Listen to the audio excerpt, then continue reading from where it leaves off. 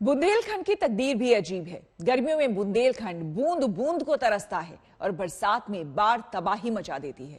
इस वक्त केन और यमुना नदी दोनों ही बांदा में अपना रौद्र रूप दिखा रही है। सैलाब के आगे क्या इंसान, क्या मकान, क्या दुकान, सब डूब गए हैं।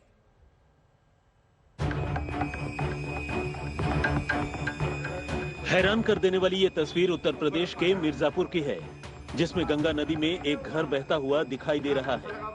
इस बहते हुए घर को देखकर बरिया घाट पर मौजूद लोग हैरान रह गए। कंक्रीट से बना पक्का घर पानी में ऐसे बह रहा है मानो पानी में कोई नाव तैर रही हो। मिर्जापुर में इस मंजर को जिसने भी देखा वो अचरज में पड़ गया।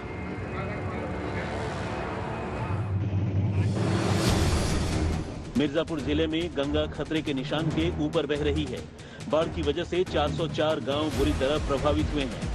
उत्तर प्रदेश के 24 जिले इस वक्त बाढ़ प्रभावित हैं। इसमें हमीरपुर, बांदा, इटावा, जालौन, वाराणसी, कौशाम्बी, चंदौली, हाजीपुर, औरैया, कानपुर देहात, प्रयागराज, फर्रुखाबाद, आगरा, बलिया, मिर्जापुर, गोरखपुर, सीतापुर, मऊ और लखीमपुर खीरी शामिल हैं। 24 जिलों के 605 गाँव में पानी भरने से हालात मुश्किल बने हुए हैं। ये संगम नगरी में बाढ़ के कहर की तस्वीर है। प्रयागराज में गंगा और यमुना नदियों के साथ ही इसकी सहायक नदियां भी उफान पर हैं। 8 तारीख से ही गंगा और यमुना दोनों नदियां अपने खतरे के निशान से ऊपर बह रही हैं।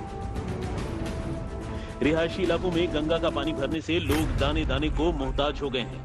इलाके में नाव के जरिए लोगों तक पानी की बोतलें और खाने के पैकेट बांटे जा रहे हैं। लोग अपने घरों की छतों से रस्सी में बाल्टी बांधकर लटकाते हैं और उसमें पानी की बोतल, खाने के पैकेट डाल दिए जाते हैं। हालात कितने खराब हैं उसे इस तस्वीर से समझिए, जिसमें लोग इसी तरह से नाव का इंतजार करते हैं। प्रयागराज के निचले इलाकों में चारों तरफ पानी और गंदगी फैली हुई है। बिजली न होने से अब लोगों के पास भी पानी खत्म हो गया है। इसके साथ ही कई परिवारों के पास खाने पीने का भी संकट खड़ा हो गया है।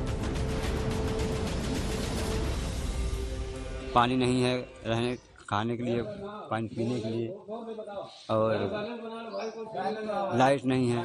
अब घर छोड़ के जाते हैं तो यहाँ चोरी हो जाती है, पता आते हैं रात में उठा ले जाते हैं सामान सब, इसलिए घर भी नहीं छोड़ा जा सकता। प्रयागराज के बाढ़ प्रभावित इलाकों में नाव पर बैठना भी किसी चुनौती से कम नहीं है। ये देखिए, पहली मंजिल पूरी तरह से डूब जाने की वजह से लोगों को घर के ऊपरी हिस्से में शरण लेनी पड़ रही है और नाव आने पर वहीं से उतरना पड़ रहा है। डिप्टी सीएम केशव प्रसाद मौर्य प्रयागराज के बाढ़ग्रस्त इलाकों का हवाई दौरा कर चुके हैं।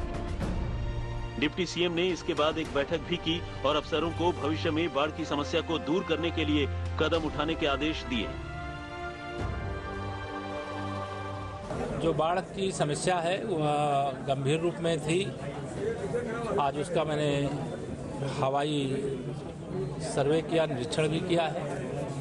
फिर बाढ़ से जुड़े हुए जो अधिकारी हैं उनके साथ एक बैठक भी की है। यहाँ पे जो बाढ़ राहत केंद्र है उसकी भी व्यवस्था है। जो बाढ़ पीड़ित हैं उनकी सहायता के लिए भी। प्रयागराज के बाद अब गाजीपुर का हाल देखिए, जहां पर गंगा नदी रौद्र रूप में है। ग्रामीण इलाकों में हजारों एकड़ खेत गंगा में समा चुके हैं। वहीं शहर के कई हिस्सों में पानी घुसने से गंगा के तटीय इलाकों में रहने वाले लोग परेशान हैं। अरे बाढ़ के लिए, चरने के लिए, खाने के लिए सब कठिन है।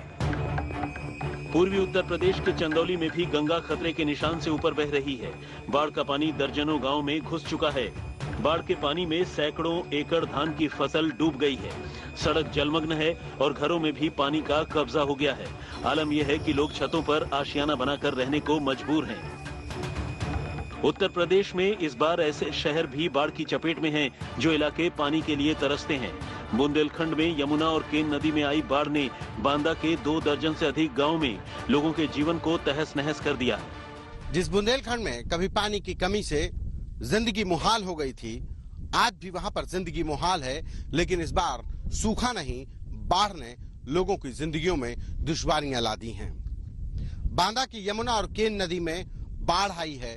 दोनों ही नदियां खतरों के निशान से ऊपर बह रही हैं। हम इस समय पर ये बांदा का शंकरपुरवा का इलाका है। ये केन नदी का पानी है। आप देखिए कि गांव के अंदर किस तरीके से अंदर पहुंच चुका है। पूरा इलाके में ये पूरा खेत भर गया है। गांव के उस तरफ आप देख रहे हैं कि दूर मेरे सामने गांव दिखाई पड़ रहा होगा, ये शंकरपुरवा का इलाका है। वहां पर ये पानी पहुंच चुका है, लोग दूसरी जगहों पर जाकर के स्थापित हुए हैं। उत्तर प्रदेश के जिन 24 जिलों में बाढ़ आई है, वहां रहने वाले लोगों के सामने सवाल ये है कि अब आगे क्या होगा, क्योंकि ये पानी तो कुछ दिनों में उतर जाएगा, लेकिन फसल डूबने से जो लोगों का नुकसान हुआ है वो आगे अपना गुजारा कैसे करेंगे, ये सबसे बड़ा सवाल है। वाराणसी से अभिषेक मिश्रा के साथ संतोष शर्मा, बांदा आज तक।